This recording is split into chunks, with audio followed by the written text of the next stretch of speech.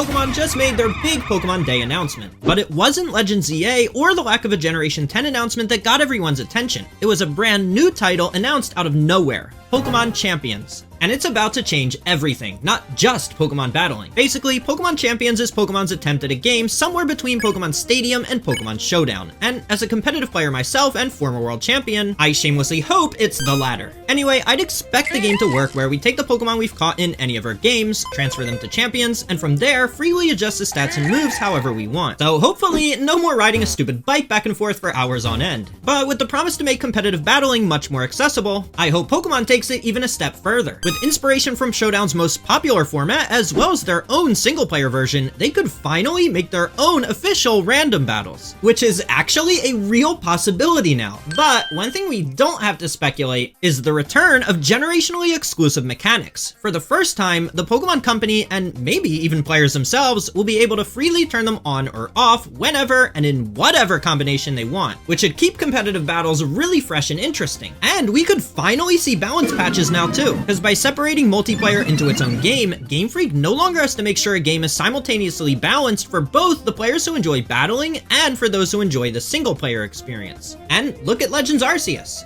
Instead of recycling the same old Pokemon formula, they can now focus on creating a lot more actually good single-player experiences. One big question though is how the game will be monetized. As long as it's not predatory or pay to win, I'd be happy with things like trainer cosmetics, music tracks during battles, and even Pokemon skins. Cause you know I'm dropping $30 to get this bozo.